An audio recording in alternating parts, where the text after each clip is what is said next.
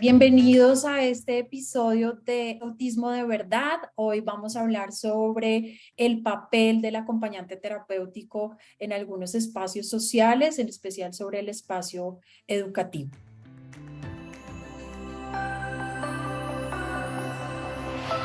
Reconoce que somos igual de extraños el uno para el otro y que mi forma de ser no es simplemente una versión deteriorada de la tuya.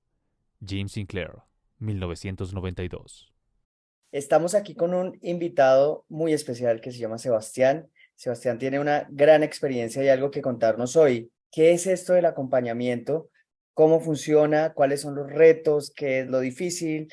Mejor dicho, en todo su camino nos va a contar. Hola, Sebastián. ¿Cómo están, Lina, Edwin? Un gusto estar aquí con ustedes, muy contento de acompañarlos. Inicialmente me presento, mi nombre es Sebastián Rosso, yo soy psicólogo, especialista en psicología clínica, tengo una maestría en psicología en la línea de procesos psicobiológicos y el comportamiento. Sebastián, ¿cómo llegaste a esto del acompañamiento? Estaba realizando mi especialización en clínica, muy afín con una profesora que me comentó que había un chico con trastorno del espectro autista y me pidió que iniciara el acompañamiento, inicialmente muy temeroso, no había estado nunca enfocado en esta línea, estaba más en el tema de las consultas particulares. Claramente pasar de ver a paciente una vez a la semana a verlo todos los días, 8 horas, es un cambio bastante radical. Y ahí arrancamos el acompañamiento con un chico de 8 años, pues, que hace parte del espectro autista. A mí me gusta eso que dices porque la visión, digamos, que cada uno tiene o cada papel, cada persona que tiene dentro de la comunidad o que está relacionada con una persona que esté dentro del espectro, pues es muy diferente, ¿no? Que es como si compraras una boleta para un partido en unas gramillas completamente diferentes. Entonces la percepción y la visión que tú tienes de ese partido, pues es completamente diferente. Y me gusta lo que dices porque pasar de tenerlo una hora a la semana a pasar a acompañarlo tanto tiempo, digamos que ya en un espacio de casi 8 horas a veces, ¿qué significa para ti, digamos que en retos, en ese reto profesional, qué significa acompañar a una persona ya en un periodo mucho más largo? Claro, son muchas las variables que entran en juego cuando se hace este cambio tan radical. Este tema del acompañamiento se ha hecho durante muchos años, décadas, pero hasta ahorita se está dando un lineamiento mucho más establecido, tal vez, mucho más construido y menos improvisado frente a cómo realizar estos acompañamientos, haciendo un poco de referencia a esas boletas que uno compra para estar en un punto de vista diferente. Ya no solamente ve a su paciente, sino que entra todo su contexto y su núcleo familiar, pero esa es la primera variable. El segundo reto o digamos la segunda variable que hay que tener en cuenta en este tipo de acompañamientos es el desarrollo de vínculos afectivos o emocionales con nuestros pacientes, claro, sintiendo seguridad hacia ti, pero también ves cómo tu paciente se empieza a encariñar contigo. Esa es otra variable que hay que tener muy en cuenta. Y la otra variable importante, como lo mencionaba, es el contexto en el que nuestros chicos se mueven, llámese familia, colegio, instituciones y demás. ¿Por qué funciona este tema del acompañamiento terapéutico? ¿Por qué se hace? Es muy diferente que llegue tu paciente y te cuente, mira, o los papás de tu paciente te digan, mira, mi hijo, mi hija tuvo una pataleta el fin de semana que estábamos en el centro comercial y lloró, hizo esto, se golpeó, casos mucho más radicales de autolesiones. Una cosa es que te lo cuenten y otra cosa es cuando tú estás ahí viviendo esa situación en vivo, ves el compromiso emocional no solamente del paciente, sino de su familia, la frustración, el miedo, la tristeza, la impotencia y su contexto, ¿no? Los amigos mirando raro, los profesores bravos, ese niño es pataletudo, ese niño es cansón, es que a él no le gusta hacer, una de las más comunes, ¿no? Es que ese niño, esa niña es un malcriado, lo tienen malcriado. Entonces, esas son las variables importantes que hay que tener en cuenta y es todo lo que tú ves desde esas boletas especiales que compraste, digamos, en palco, porque tienes la posibilidad de verlo absolutamente todo, pero también ves todo lo que significa el contexto en donde está el inmerso. Entonces, eso empieza a jugar un papel importante en todo lo que puedes hacer, en todas las herramientas, habilidades, estrategias que puedes desarrollar por tu paciente, porque muchas veces, si no es que todas, este núcleo, este grupo de personas son las que empiezan a interferir en el proceso de estos chicos. Cuando se tiene tanto contacto con la familia, hay un límite en el que uno tiene que decir, o sea, no me voy a volver tan amigo de ellos porque eso me resta objetividad en lo que vaya a hacer. Por supuesto que sí, eso que tú dices es totalmente cierto y es muy importante. Nosotros hablamos, digamos que en términos un poco más científicos, que el juicio se encuentra comprometido. Entonces, las decisiones que tú tomas a nivel terapéutico o en el trabajo interdisciplinar que realizas con otro, por ejemplo, con los psiquiatras que muchas veces te consultan a ti cómo está funcionando el medicamento, le está sirviendo, no le está sirviendo, pues empieza a jugar un papel importante. Y te pongo un ejemplo puntual. Hablemos, por ejemplo, del Samexit, medicamento que se utiliza mucho en casos de chicos con TEA y digamos, déficit de atención. El Samexit mejora los niveles de concentración, pero muchos de estos chicos también nos reportan que se sienten más tristes, que sin energía. Entonces llega el psiquiatra y te pregunta, ¿le subimos la dosis? Claro, lo puedo tener más atento, más concentrado en clase, lo puedo hacer aprender más, porque hace parte de ese proceso de que pueda aprender cosas nuevas de mejor manera, pero también lo va a tener más bajo de nota, lo va a tener un poquito más triste, con menos apetito, con menos energía. Entonces ahí es donde claramente eso que tú dices cobra todo el sentido del mundo. Uno tiene que tener esa capacidad de equilibrar, que como les mencioné, es una de las variables importantes porque no es fácil. Son chicos tremendamente sensibles, amorosos, honestos, transparentes en todas sus dinámicas, y eso hace que uno termine generando cierta afectividad, cierta emocionalidad hacia ellos. Y cuando entras a confrontar la versión, digamos, de tu rol como profesional, de tu rol como psicólogo, versus tu rol o tu papel como una persona que está sintiendo cierto afecto hacia tus pacientes, hacia el paciente es la confrontación de la que les hablo. Porque si el juicio se ve comprometido, vas a terminar cometiendo un error, y es que vas a terminar tomando las decisiones no por el bien de tu paciente a largo plazo o desde una visión científica o una perspectiva profesional, sino de una perspectiva, digamos, afectiva. Y pues para eso ya están los papás o sus cuidadores. Muchas veces también yo he visto que esta parte afectiva permite potenciar los procesos. Las personas, los psicólogos se sienten mucho más comprometidos, pero sí hay que saberlo equilibrar de la mejor manera posible para que no vaya a terminar generando un efecto secundario negativo sobre los pacientes. Yo quería preguntarte un poco alrededor de eso de la familia y aquí debo confesar algo. Y es que cuando mi hija iba a entrar a ser escolarizada, yo me rehusaba un poco al tema del acompañamiento terapéutico, porque decía, no, eso es como que al comienzo tenía mucha aprensión al tema del acompañamiento porque no quería que fuera dependiente de alguien, pues para poder funcionar en el día a día. Pero creo que en eso lo que tú dices de la relación de la familia, de la perspectiva de la familia de pronto al tema también puede ser, como yo estaba al comienzo un poco aprensiva, pero también hasta algún punto de pronto ser completamente dependiente y no ver hasta qué momento también necesita el acompañamiento. Entonces, quería preguntarte un poco cómo han sido esas situaciones de pronto en las que has visto o bien por exceso o por defecto, que probablemente haya sido el manejo que le hayas tenido que dar. Inicialmente, cuando los papás, cualquier papá recibe un diagnóstico de este tipo, es difícil, es totalmente difícil, y eso hay que entenderlo no solamente a nivel profesional, sino a nivel humano. Digamos que muchas veces he visto terapeutas, psicólogos, psiquiatras, bueno, otros profesionales que entran de una forma un poco agresiva a su hijo es autista y ya, no hay nada que hacer, de malas. Y eso tampoco es la salida.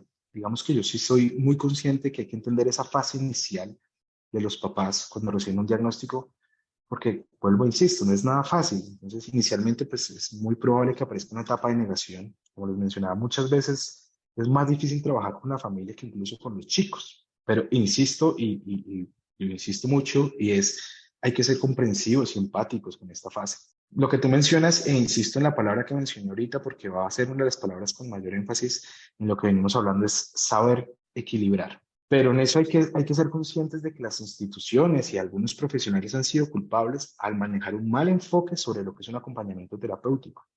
Hay que ver el acompañamiento terapéutico como un entrenamiento de habilidades, como un dar estrategias al paciente, a la familia, para generar autonomía en nuestros pacientes. Si tenemos una persona que esté dedicada a hacerle todo, eh, le levanto, la cuchareo, le doy, y no hay una función base de darle estrategias, pues no tendría sentido alguno que esto lo realizara un profesional en estos temas. Podría hacerlo perfectamente cualquier otra persona sin alguna formación específica que digamos que no fuese más allá de las cosas totalmente básicas y cotidianas. Pero también están los papás que encuentran una salida, y a veces suena difícil decir esto, pero una salida a la condición de su hijo. Porque, como les menciono, la meta de todo esto no es que una persona esté con su acompañamiento terapéutico toda su vida. Ejemplo, uno muchas veces dice, mire, estamos trabajando en esto el fin de semana que no viene el terapeuta, trabaje ustedes en esto. Y el papá llega uno el lunes, ¿sí hicieron la tarea? No, es que estuvimos de viaje, no, es que estuvo con la abuelita, no, es que estuvo con el abuelito, con los tíos, con los primos, y no se hace el trabajo que la familia debería aprender a hacer, porque no solamente el paciente debe ser autónomo, sino la familia debe tener la capacidad de ser autónomo con su hijo, con su hija, con su familiar en condiciones de cualquier trastorno del neurodesarrollo, independientemente de si es trastorno del espectro autista o cualquier otro. es que la familia y el paciente aprendan a funcionar de una manera que les resulte óptima e independiente para el resto de su vida.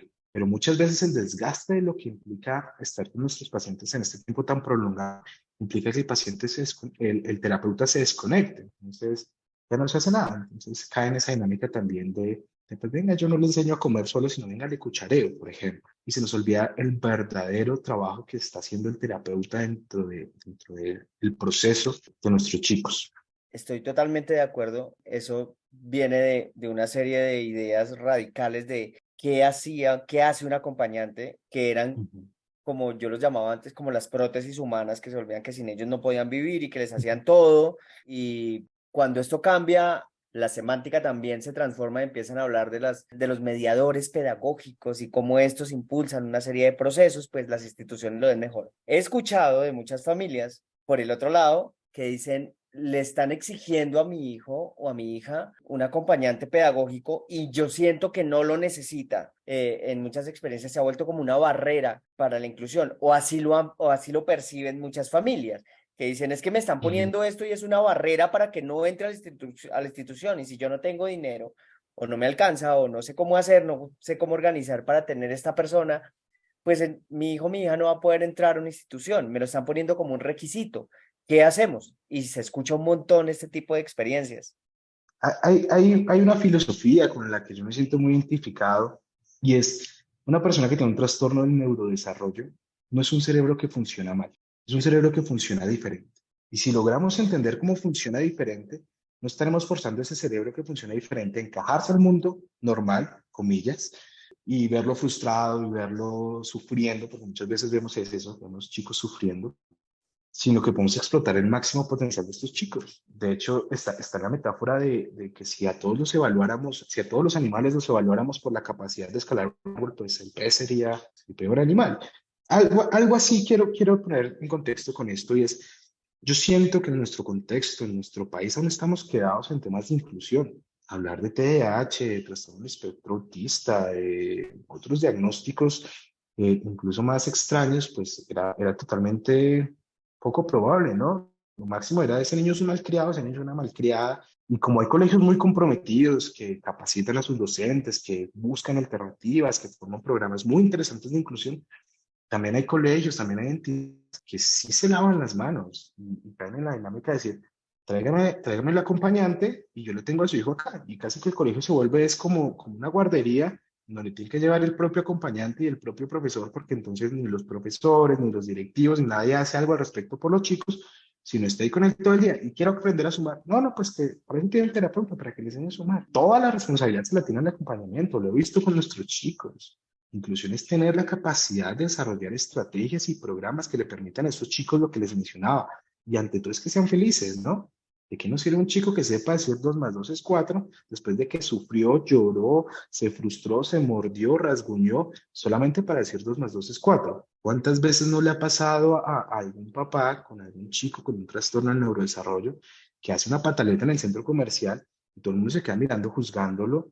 Y son los primeros en ir a atacar y decir, ay, vea, ¿quién sabe qué le hicieron? ¿Quién sabe por qué está llorando? Entonces, el tema de inclusión siento que todavía nos falta desarrollar mucha conciencia y por eso este tipo de podcast es tan necesario, es tan importante para poder generar esa conciencia y desarrollar la capacidad en otras personas de entender qué es lo que está pasando. Es totalmente valioso que se amplíe esa perspectiva de lo que implica un trastorno del neurodesarrollo, por ejemplo. ¿Cómo un mediador pedagógico maneja las expectativas cuando está en una institución de la familia y de la institución? Porque a mí eso me parece complicadísimo. Cuando la familia tiene unas expectativas y dice, bueno, es que yo veo que él hace un montón de cosas y en el colegio no pasa y el colegio pide otras cosas, entonces esa persona y ese mediador que está ahí, ese acompañante que está ahí, ¿cómo tú diriges ese tipo ya hablando más desde la persona, Sebastián, que dirige estos casos? ¿Cuáles son las recomendaciones o cómo lo asumen? Porque siento que es de los retos más grandes que hay al momento de acompañar. Yo les mencionaba al inicio que uno de los retos importantes, incluso por encima muchas veces del diagnóstico de nuestros chicos, son sus familias. Y una de las frases que a mí me resultan más castigantes es que yo quiero que mi hijo sea normal. ¿Cuánto tiempo se va a demorar en que mi hijo sea normal? ¿Mi hijo cuándo va a ser normal? Si le doy este medicamento, mi hijo se va a volver normal. Y se me hace castigante porque porque uno es la visión que tienen sobre sus hijos, y dos, pues defíname normal, defíname qué es lo que quiere usted al hablarme de normalidad en su hijo. Entonces, esa parte es importante. Pero centrándome un poco en la pregunta que tú me mencionas de cómo medir estas expectativas de colegio, casa, y es en la oportunidad de escuchar al terapeuta. Porque muchas veces una de esas grandes limitaciones es, llega un terapeuta, nos van a evaluar.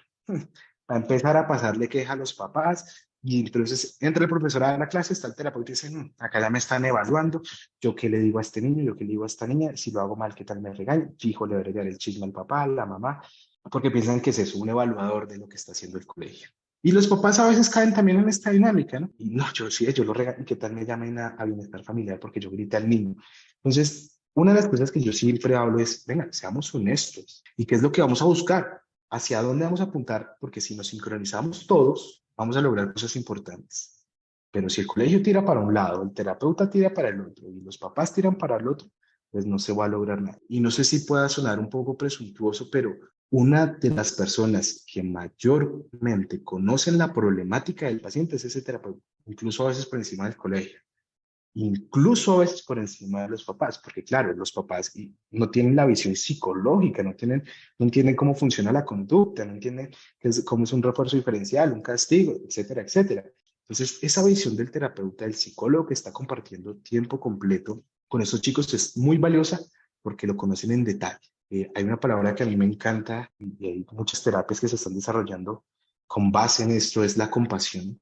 Si nos dejamos mover por esa compasión, por ese hacer algo por el otro de manera intencional, vamos a hacer que pasen cosas muy interesantes y vamos a lograr cosas muy interesantes con los pacientes. Esa es la estrategia y muchas veces se los digo a los terapeutas que supervisan y son chistes. Yo le digo, sea encantador, venga, profe, ¿usted qué piensa? No, es que estoy estresado, No, sí, claro, pero ven, ¿qué tal si hacemos esto? Entonces, aprender a manejar esas situaciones es importante, insisto, nos va a conectar a todos en la misma línea de trabajo y no todo el mundo haciendo disparos al aire a ver por dónde le pegamos a algo.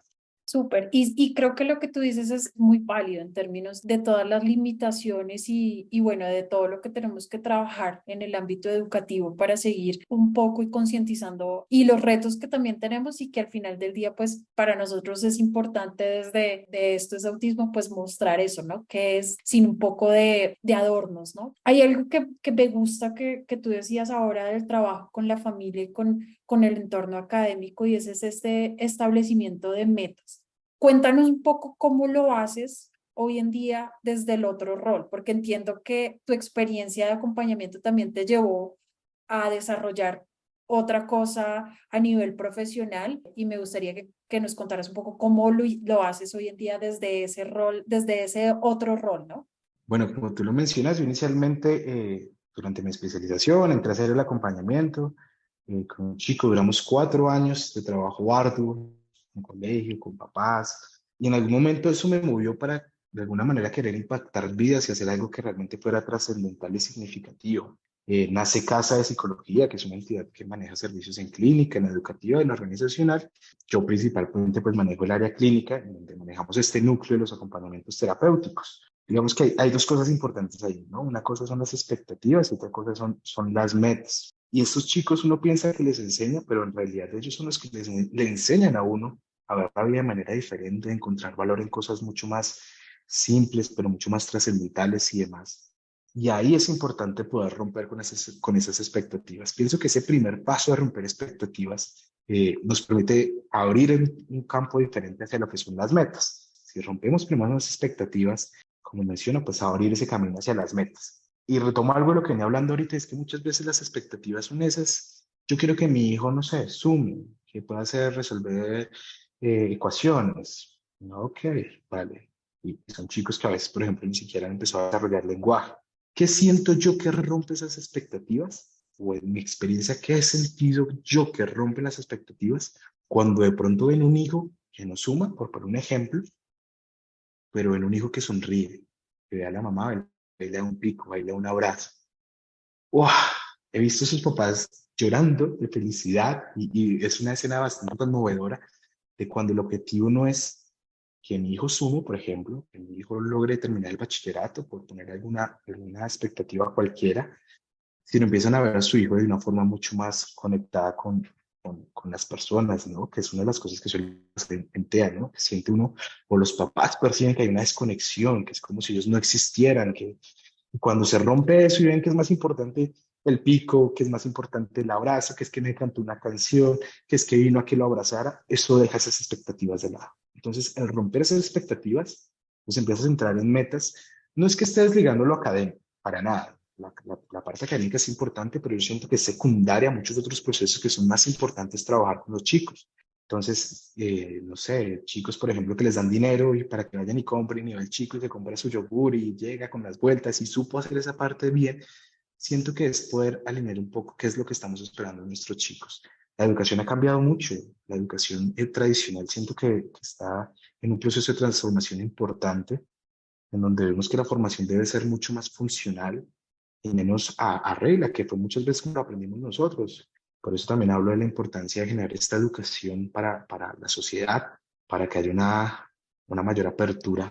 Alguna vez leí una frase de un educador que no recuerdo el nombre, pero decía que si realmente nosotros hiciéramos inclusión, algo así como si realmente hiciéramos inclusión, no habría que hablar de inclusión. Y hay algo que a mí me llama la atención y si ustedes me permiten lo voy a mencionar y es ver los chicos de hoy en día cómo logran desarrollar una conciencia que va un poco más allá. Yo he visto videos que a mí me conmueven realmente, por ejemplo, del chico con algún tipo de discapacidad física jugando baloncesto, y entonces el más alto le pasa el balón y el otro equipo se corre y hasta que el chico no encesta, no empiezan otra vez el juego. El chico en silla de ruedas que hacen pases con el balón y lo dejan jugar con la mano.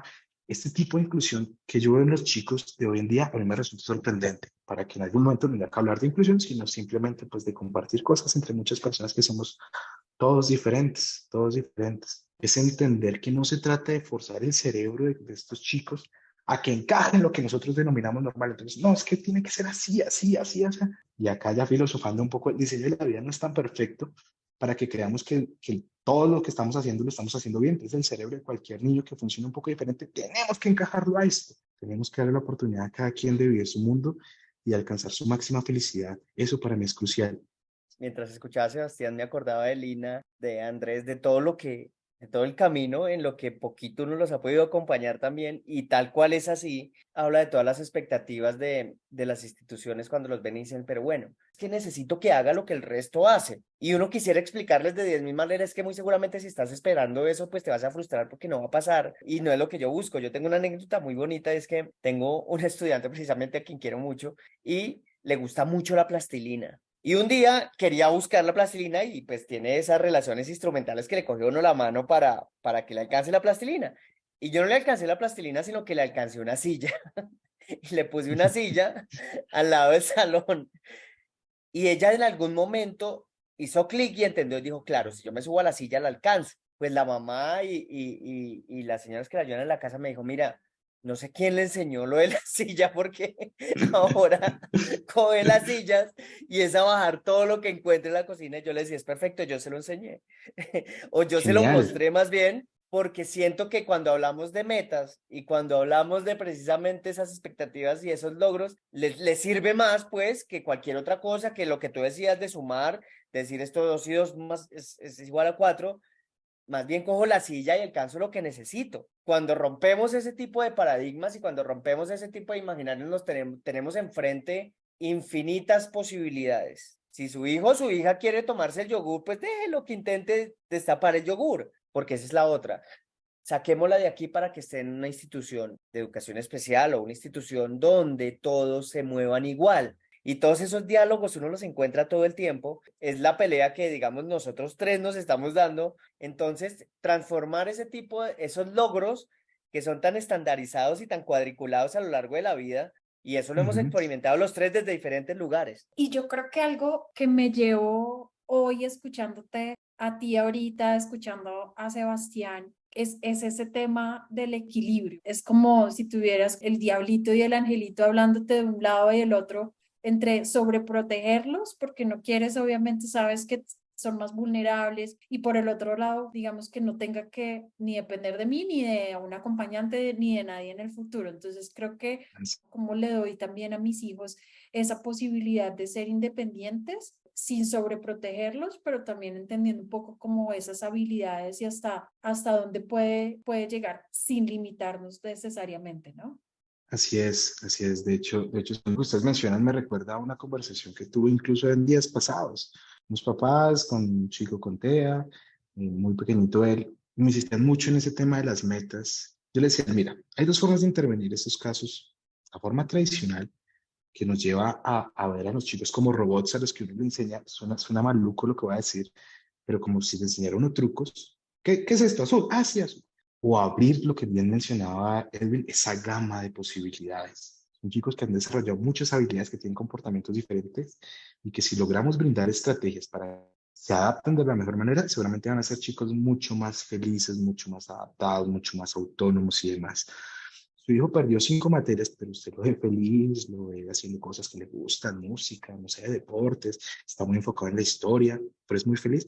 O el chico, vea, pasó todo, es el número uno, tiene promedio excelente, pero está ansioso, deprimido, piensa en suicidarse.